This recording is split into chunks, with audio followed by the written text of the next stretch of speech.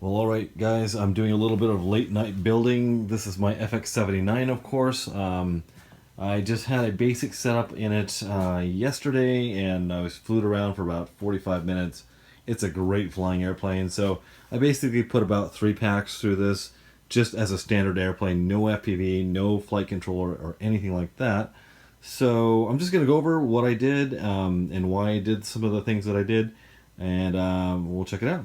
So first off, I am using the i10 radio with its receiver here. So basically we have a link from my i10 radio to the 433 Dragon Link. So the way this works is I have a 3S battery pack. There's my batteries done. So I have a 3S battery pack fed into a 5-volt regulator or an adjustable regulator. So basically I regulated this down from 12 volts down to 5 volts, which powers my receiver, which is plugged in PPM style to my my Dragon Link right here. So basically this is set up as a ground station or a repeater link. I don't know if that's how exactly, but basically this is transmitting into this, and this is transmitting to the Dragon Link receiver that's inside here. So let me go ahead and take a look here. So I have a Run Cam Eagle in the front of this craft here. I tried to keep the build super clean. Here's my Dragon Link 433 antenna sticking out right down here. I have this cracked open right now so I can take it off with one hand. In the back you'll notice these little dimples, and I did this on my FX-61 as well. Let me just turn around here. I'm always nervous about these glues letting go with such a powerful motor back here. So what I do is I take a little drill bit and I just screw it down in with my fingers, and then I place a carbon rod down through there with some goo. So what I took some goop and I threaded it down in there a bunch of times, and then I cut it off and then placed it in there. So basically there's 4 sets of carbon rods that are holding this motor mount on, in addition to what we have going on there, just so it doesn't flex, and if I get any sort of motor vibration, it doesn't shake this pod loose. On my FX-61 I actually had a situation where the motor peeled off of the fuselage and it was hanging by the motor wires. Pretty crazy. So alright, so I have a 600 milliwatt 5.8 gigahertz receiver right here with a little Fox Air antenna. It's pretty low profile, which is going to be pretty cool, so it's not going to create too much drag. Other than that, everything on this wing is pretty standard.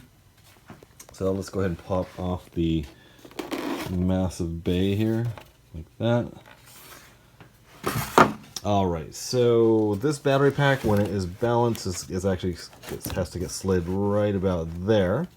And this is without a GoPro on the front. I will be putting some cameras on this for my maiden flight. What I actually want to do is put a rod going out front, kind of at an angle, and aiming a camera back at it, and that would be really an interesting angle to get. So I wanted to make as tidy a build as I can, so let's just take a quick peek here. We have our little utility shelf here, which comes with the model. My 60 amp ESCs, and I did watt test on this 13.4 prop, and I'm pulling 49 to 55 amps at max throttle, so I should be well covered with a 60 amp ESC here. I'm not even going to be flying this thing anywhere close to even half throttle, because half throttle is actually cruising along pretty fast.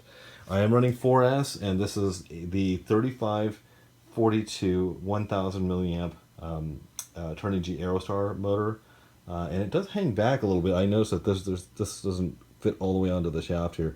I suppose I can loosen up these grub screws and move the shaft that way a little bit if I wanted to, but that I'll just come to that later. This actually makes the model actually quite quiet, so that's pretty nice. Alright, so basically I have my arc bird in the center, so it's centered as you want it to be, and I have the controls coming from the receiver. So basically I've got the commands coming in through the 433 into the Dragon Link receiver, and all the inputs coming in from here, snaking up to here, and the outputs going out to the ailerons right there. I have an RSSI signal coming into this port here.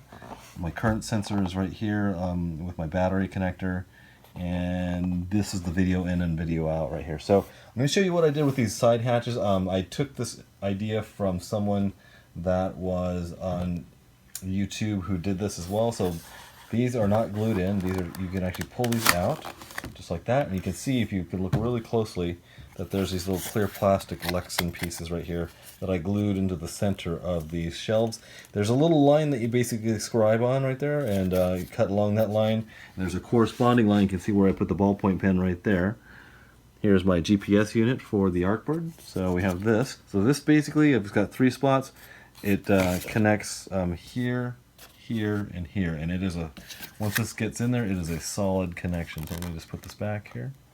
So you just have to line up the lips, slide it in, and then like that. So it is a tight fit, so you do have to squish it in there, which is really nice. So let's look at the other side. We'll pull this off here.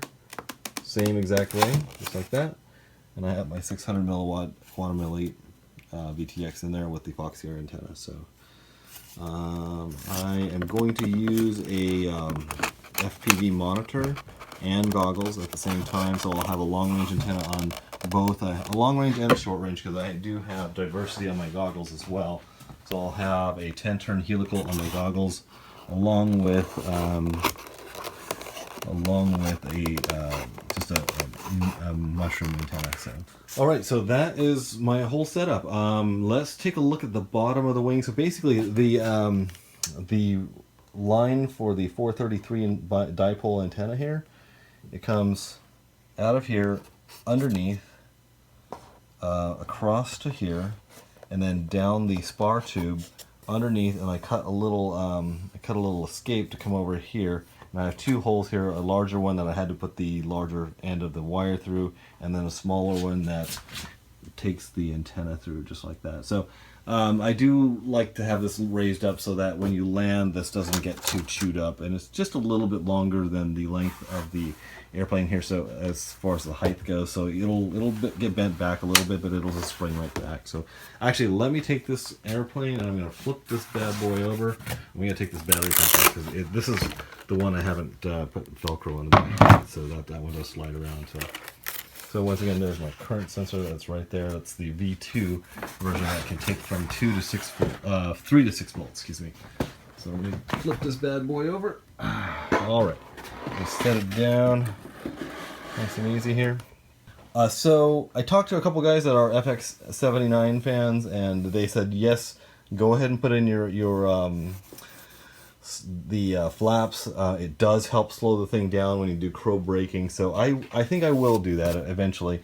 But where I land at Kite Hill, it's a short runway, but you tend to land uphill, so it's actually quite an easy landing. So as you guys might have seen from, well, actually I haven't published the video yet, but I basically use different horns here for the servos, because I didn't like the ones that just glue to the surface, because it's way too easy to pull out. So these go all the way through to the other side. I made these little EPP ramps, so if I land in some grass, the grass doesn't catch the top of the servo and strip out my servos. These are solar servos. You can get those from Nitro Hobbies, but they charge an arm and a leg for shipping, and I don't like that, so I don't really recommend it. But they are really nice servos.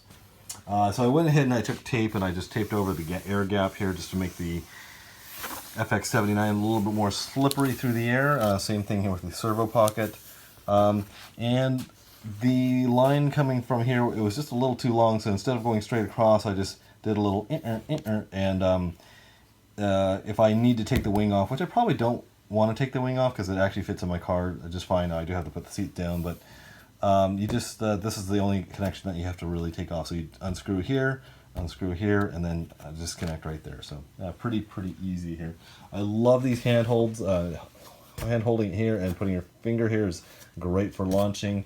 I haven't launched it myself yet, but I've had people helping me so far. So, and here's the antenna setup. So anyway, guys, I hope you like this video. It's wow, went on a lot longer than I thought. Sorry about that, guys. So I've been having a lot of fun with this airplane. It is so unbelievably stable in the air. I really, like I said, I've been meaning to get this airplane for such a long time. I'm so happy I got it. So if you guys like it, check it out at Banggood. They're still currently on sale. Hopefully you guys can get one. See ya.